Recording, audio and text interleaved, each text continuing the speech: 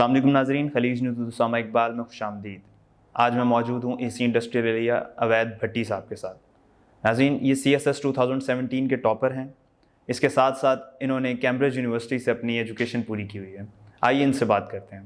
السلام علیکم سر۔ وعلیکم السلام سر، بہت شکریہ آپ نے ٹائم دیا۔ بہت شکریہ آپ لوگوں کا آپ کے آنے کا۔ سب سے پہلے یہ بتائیے گا کہ آپ نے CSS کرنے کا سوچا کیسے؟ یہ سوال بہت زیادہ ہوتا ہے، خاص طور پہ جب میرے CSS کا انٹرویو تھا تو ادھر سے یہ بات جو ہے نا چلتی آ رہی ہے۔ میرا جو آئیڈیا بنا تھا CSS کرنے کا، CSS کے اندر پرفارم کرنے کا، وہ آئیڈیا اوبیسلی میری فیملی سول سروس کے اندر تھی، اور جب میں باہر گیا میں نے ملکوں کو دیکھا وہ کس طرح چل رہے ہیں، کس طرح کام ہو رہا ہے، اور کس طرح گورنمنٹس جو ہیں وہ ایک ملک کو اٹھا سکتی ہیں یا ملک کے جو ہے نا تباہی کا باعث بھی بن سکتی ہیں، تو وہ امپیکٹ جو جنریٹ کر سکتی ہیں، وہ جب میں نے دیکھا، پڑھا، اور میری ڈگری جو کیمبرج یونیورسٹی سے تھی وہ بھی پبلک پالیسی کی تھی، ڈیولپمنٹ کی تھی، سمجھنے کی تھی، تو اس سارے کے اندر مجھے انٹرسٹ ڈیولپ ہوا، گورنمنٹ کا انٹرسٹ ڈیولپ ہوا، اور اسی کے لیے پھر میں ایک باہر جاب کر رہا تھا لنڈن میں۔ وہ جاب چھوڑ کے میں پاکستان واپس آیا تاکہ ایک دفعہ اپنی طرف سے تو کوشش کریں اس ملک کے لیے کچھ کرنے کی، اور اللہ کا بڑا شکر ہے کہ جب آپ کی طرف سے کوشش ہو تو خدا بھی مدد کرتا ہے۔ تو انشاءاللہ جو ہے میری پہلی اٹیمپٹ تھی، اور پہلی اٹیمپٹ کے اندر ہی CSS اللہ کا شکر اتنا اچھا ہو گیا۔ بلا شبہ سر، ایک یہ بہت بڑی اچیومنٹ ہوتی ہے پہلی اٹیمپٹ میں ہی CSS کو ٹاپ کر لینا۔ سر یہ بتائیے گا ابھی تک کا ایکسپیرینس کیسا جا رہا ہے؟ بہت اچھا جا رہا ہے، اور میں تو یہ کہوں گا کہ جو سب سے بڑا مجھے خوف تھا کہ شاید میں آنے کے بعد یہ سوچوں CSS کرنے کے بعد بھی، اس ایکسپیرینس کے بعد، کہ شاید مجھے باہر جانا چاہیے، تو ٹو بی آنیسٹ مجھے ایک بھی دفعہ ایسا فیل نہیں ہوا کہ میں باہر خوش تھا اور مجھے نہیں آنا چاہیے تھا، کیونکہ ہر روز ایک نیا ایکسپیرینس ہے۔ ہر روز آپ کے پاس 10-100 جو ہے بندے آتے ہیں، اور وہ جو بندے ہوتے ہیں ان میں سے میجورٹی لوگ وہ ہوتے ہیں جو کہ غریب لوگ ہوتے ہیں، جن کے ایسے مسئلے ہوتے ہیں جو وہ کسی کے پاس نہیں لے کے جا سکتے۔ وہ ہمارے پاس آتے ہیں، اور جب ہم ان کا کام کرتے ہیں تو ہمیں جو دعائیں ملتی ہیں، یہ وہ دعائیں ہیں جو کسی سینئر افسر کو شاید نہ پتہ لگے، کسی میڈیا میں نہ پتہ لگے، کسی جو ہے نا آپ کی پروموشن میں کوئی فائدہ نہ دے، لیکن جو اس سے سیٹسفیکشن ملتی ہے، جو اس سے خوشی ملتی ہے کہ آپ نے وہ کام کیا ہے، یہ بہت بڑی بات ہے۔ سر ابھی تک آپ نے کافی آپریشنز کیے ہوں گے، کوئی ایک ایسا آپریشن جو آپ کے لیے کافی ایڈونچرس تھا، جس میں آپ کو مزہ آیا ہو کرنے میں؟ کوئٹہ کا ایک علاقہ ہے، کوئٹہ صدر کے ایریے میں جو ہے نا تھوڑا سا پہاڑی علاقہ ہے، جہاں افغان ریفیوجیز بہت سارے ہیں، انلیگل امیگرینٹس تھے اس ٹائم پہ، تو وہ ادھر جو ہے نا سیٹلڈ تھے، اور جو ہے اینٹی انکروچمنٹ آپریشن ہونا تھا، اور وہ آپریشن بہت سینسٹیو تھا، کیونکہ جو کوئٹہ وال جس کو کہتے ہیں، جو کوئٹہ کے اوریجنل کوئٹہ کے لوگ ہیں، ان کی لڑائی تھی، جو ہے جو ایک خلجی ٹرائب تھی جو کہ افغان ٹرائب تھی ان کے ساتھ، اور یہ اینٹی انکروچمنٹ آپریشن کرنا تھا، اور یہ بہت بڑا گاؤں تھا، اور پچھلے جو ہے 15 سال سے ادھر کوئی آپریشن نہیں ہو سکا، ادھر لوگ جاتے رہے واپس آتے رہے۔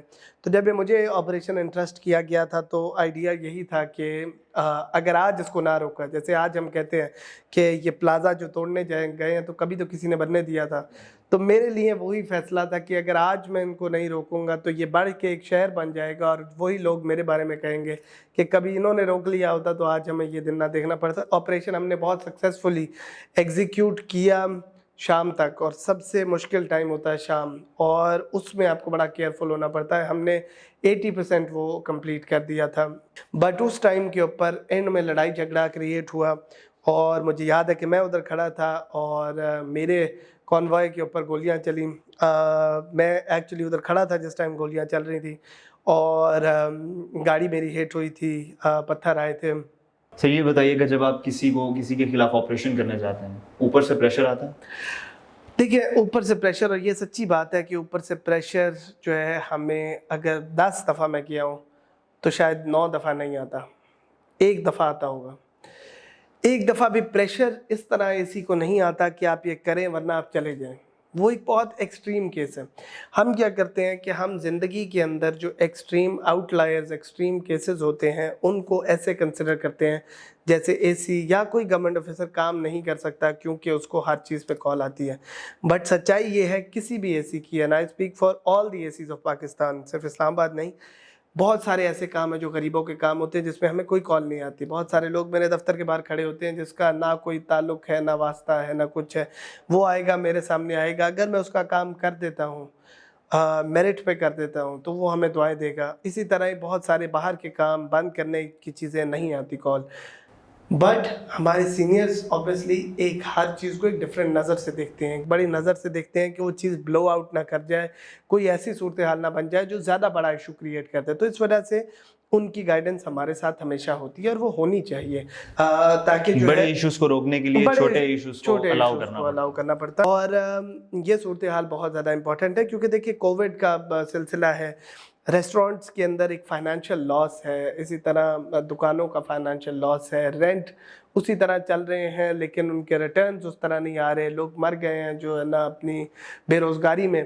तो वो जो इशू एक कोविड की वजह से, एक वबा जो आई है उसकी वजह से हुआ है, जब हम उन पे क्रैक डाउन करते हैं तो कभी कभार आपको सॉफ्ट हैंड रखना होता है और कभी कभार आपको डिपेंडिंग अपॉन कि कितना कोविड इस्लामाबाद में या डिफरेंट दीगर एरियाज में राइज कर रहा है। तो इस वजह से प्रेशर होते हैं, लेकिन इवेंचुअली हमारे पे सिर्फ एक ही प्रेशर होता है और वो प्रेशर होता है हमारे पास कि अवाम जो है ना उसको हम फैसिलिटेट करें। अगर वो प्रेशर हम सस्टेन कर जाते हैं तो फिर हर चीज़ सस्टेन कर जाते हैं। सर अभी आपने रेस्टोरेंट्स की बात की, आप लोग प्राइस हाइक के खिलाफ भी ऑपरेशन करते हैं, प्राइस चेकिंग कर रहे होते हैं, फिर इसके अलावा जो प्रॉपर्टी और ये रियल एस्टेट वाले हैं इनके खिलाफ भी ऑपरेशन हो रहा होता है। रेस्टोरेंट्स मालिकान के खिलाफ कोई स्पेसिफिक ऑपरेशन नज़र नहीं आ रहा और रेस्टोरेंट माफिया जो है वो काफ़ी एक्टिव हो चुकी है, स्पेशली I8 के मरकज़ में। अगर I8 मरकज़ में हम देखें रेस्टोरेंट माफिया की जो इंक्रोचमेंट्स हैं, ये बात आपकी बिल्कुल ठीक है और हमारे डीसी साहब जो है ना इंक्रोचमेंट्स के ऊपर बहुत स्पेसिफिक एक्शन लेते हैं और बहुत स्ट्रॉन्ग एक्शन लेते हैं। और इसके ऊपर उन्होंने काम यही किया है कि उन्होंने इसके ऊपर हमें स्ट्रिक्ट गाइडलाइंस दी हैं कि हम जो है ना जहाँ जहाँ मिलता है उसको आइडेंटिफाई करें। और इसमें समझने वाली बात यह है कि दीगर महकमा हैं, जैसे DMA का महकमा है जो कि जो है ना ये बाहर कुर्सियाँ और टेबलें और वो जो आपको रेस्टोरेंट्स की बाहर निकलती नज़र आती हैं वो DMA से इजाज़त ली जाती है। बिल्कुल सर, CDA का उठाई जाती हैं कुर्सियाँ वहाँ से, लेकिन कुछ दिन बाद वही कुर्सियाँ वहीं पे, और कुछ दिन बाद भी नहीं कहूँगा, शाम सुबह लेके गए हैं तो शाम में वापस आ जाएंगे। बिल्कुल ऐसे ही है। और इसी के लिए हमारा ये काम होता है कि हम ये जो महकमे हैं जो कि अपने दीगर काम कर रहे हैं इन सारों को सुपरवाइज़ करें और इनको खींच के रखें ताकि सब महकमे अपने अपने काम करें। तो अल्लाह का शुक्र है हमारे CDA के अंदर हमारे चेयरमैन साहब के अंदर बहुत ज़्यादा काम हो रहा है। DMA के अंदर अली असगर साहब हैं डायरेक्टर DMA और DC साहब उसको देखते हैं तो उनके पास बहुत काम हो रहा है। मैडम शफक हैं हमारी MCI की, उनके नीचे काम बहुत ज़्यादा हो रहा है। तो हम we've got a very good team जो कि मेहनत कर रहे हैं। दीगर मसले मसाइल जो मैंने आपको बताया वो इस तरह आ जाते हैं कि कोविड के अंदर कई दफ़ा रिलीफ देनी होती है, तो इस वजह से वो लाइन किधर ड्रॉ होती है उसको समझना एक इशू होता है। तो इस वजह से इंशाल्लाह जैसे आपने आइडेंटिफाई किया तो इंशाल्लाह इस पे एक्शन हो जाता है। सर देख रहे हैं इमरान खान साहब की जो क्लीन एंड ग्रीन मूवमेंट है वो आप लोग काफ़ी अच्छे से लेके चल रहे हैं। आप लोगों का अगला टारगेट कौन सी जगह है जहाँ पर ये प्लांटेशन ड्राइव की जाएगी? बहुत सारी जगह अभी हमारी नज़र में है। पेशावर मोड़ मेरे एरिया पे जहाँ पनाहगाह आपने देखी है उसके साथ हम लोग जो है प्लांटेशन ड्राइव कर रहे हैं। हम स्कूल्स में प्लांटेशन ड्राइव कर रहे हैं। जब मैं इधर आया था तो हमारे दफ्तर के अंदर सिर्फ पार्किंग ही पार्किंग, क्योंकि ये जो दफ्तर है इसमें एक्साइज एंड टैक्सेशन का भी ऑफिस है तो इधर सिर्फ गाड़ियाँ ही गाड़ियाँ खड़ी होती थी। तो मैंने उन गाड़ियों के लिए अलग एक जगह मुख्तस करके पूरी प्लांटेशन शुरू कराई जो है ना पीछे। सर लास्ट आपसे ये क्वेश्चन है, जो लोग देख रहे हैं आपको उन्हें आप क्या पैगाम देंगे कि CSS किस तरह से वो लोग क्लियर करें? जो भी लोग मुझे देख रहे हैं, जो भी लोग CSS की तैयारी कर रहे हैं उनके लिए बहुत ज़्यादा ज़रूरी है कि एक आप प्रैक्टिस पे बहुत फोकस करें। हम लोग क्या करते हैं, हम पढ़ाई में डेल्व इन करते रहते हैं, पढ़ते रहते हैं, लेकिन हम जो है ना उसके अंदर जो प्रैक्टिस का एलिमेंट है, जिधर से आपकी टाइम मैनेजमेंट हो, जिधर से आपको समझ आए कि चीज़ किस तरह लिखनी है, क्या आप लिख सकते हैं या नहीं, क्या आप मार्जिन्स डाल सकते हैं कि नहीं डाल सकते, मार्कर्स यूज़ कर सकते हैं कि नहीं, वो छोटी छोटी चीज़ें जो है ना वो आपकी टेक्निक को बिल्डअप करती हैं। जब आप क्वेश्चंस करते हैं तो आपको समझ आती है कि उसको किस तरह से अप्रोच करना है। दूसरा जो है CSS को आप जितना फैलाएंगे CSS उतना मुश्किल होता जाएगा आपके लिए। CSS को आप टू द पॉइंट देखें, जो सिलेबस है वो देखें, जो पास पेपर्स हैं वो देखें, जिस तरह से सवाल आए अब जितना चाहिए उतने के ऊपर आप फोकस करें। सबके लिए बहुत ज़्यादा मेरी तरफ से यही मैसेज है कि मेहनत करें, पढ़ें। जी नाज़रीन, ये थे अवैध भट्टी साहब। आपने इनकी गुफ्तगू सुनी। मज़ीद ऐसी वीडियोज़ देखने के लिए देखते रहिए खलीज न्यूज़।